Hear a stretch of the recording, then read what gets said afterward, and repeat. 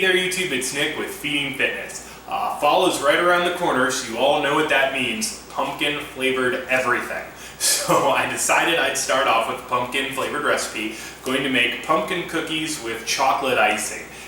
They're going to be pretty low calorie, I think around 40 calories per cookie, and that's with the icing. They're also going to have pretty decent macros. So let's get right into it and I'll show you what we're going to use. First thing we're going to do is use, this is 82 grams or 2 servings of protein powder.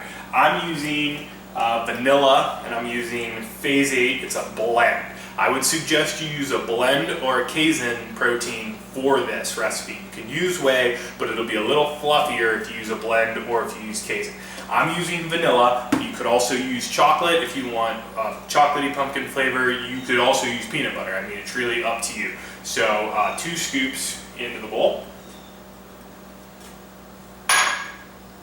Other dry ingredients, this is a teaspoon of cinnamon and 20 grams of psyllium husk. This is going to be the only odd ingredient in the mix. Psyllium husk is like a fibrous kind of thing. I'm actually not really sure what all's in it. It's kind of listed as an herbal supplement, but people use it in recipes a lot. It's just going to add fiber and bulk to the cookie and make them hold together better without adding a ton of calories. You can get this, there are several brands on Amazon. It's not very expensive, so it's pretty easy to get.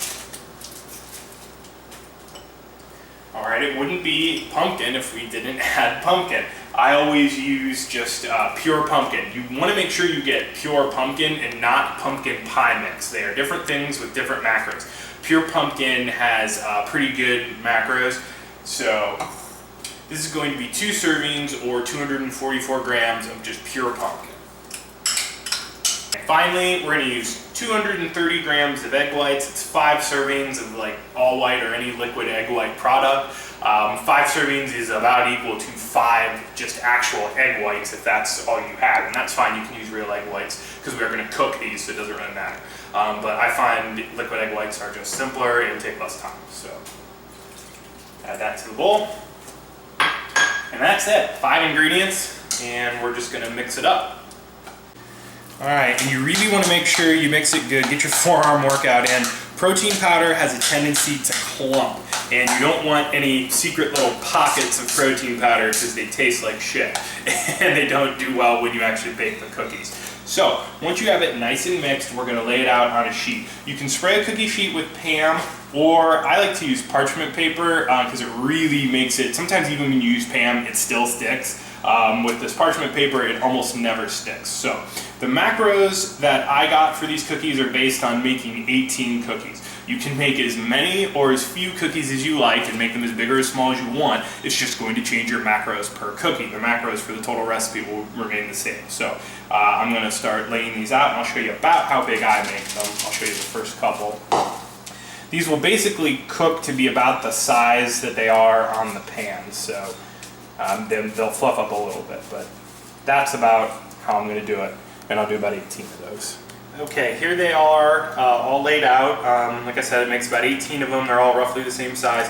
I'm going to put them in the oven at 300 for 23 minutes. And that sounds like an odd number, but here's why. This is another recipe that's kind of adapted after a traditional recipe with ingredients that aren't meant to be macro friendly.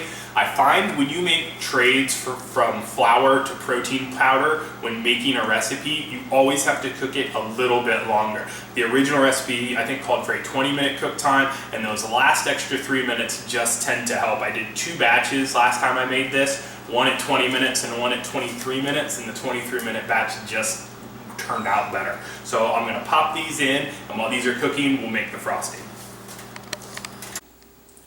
Okay, now we're going to make the frosting. This frosting is very, very similar to the frosting that I used in my zucchini cookies, link in the description. As I said in that video, I'll say it again in this video, this is a very versatile frosting. You can use it for just about anything. So, we're going to use fat-free Greek yogurt, 85 grams. We're going to use fat-free cream cheese, probably can't see the label, again, 85 grams. 8 grams or 1 serving of sugar-free, fat-free Jell-O pudding mix. We're using chocolate for the chocolate flavor. and that's in here along with 1 to 2 tablespoons of Splenda, just depending on how sweet you want to make it. And we're just literally going to mix these all together. Now what you can do, like I said, these are going to be chocolate pumpkin cookies. You could have easily used peanut butter protein powder and PB2 in place of the Jell-O in the frosting. If you wanted to make cheesecake version, you could have used the cheesecake Jell-O. Possibilities are really endless. If you just wanted vanilla, you could use vanilla Jell-O. They make a ton of different flavors, and basically all of them would work. So this recipe is kind of versatile. I did almost make this recipe a pumpkin peanut butter instead of a chocolate pumpkin, but you can try it either way. So I'm going to go ahead and mix this up, and then we'll frost the cookies. Okay, and here they are out of the oven. Look pretty good here. Now what you need to do is let them cool before you frost them. So we've got our frosting ready, we've got our cookies. Give them some time to cool, then we'll frost them. Okay, now the cookies have cooled, and what I did, I flipped them over so the flat side that they baked on is face up. It's just easier to frost that side. And I'm just going to apply the frosting to the top, like so, and I'll do all of them. You probably get a little more frosting on them. You know, I go through, and then if I have some left, I add more. And then this is also key, I think. You can eat these right now if you want, but I store them in the refrigerator and eat them chilled.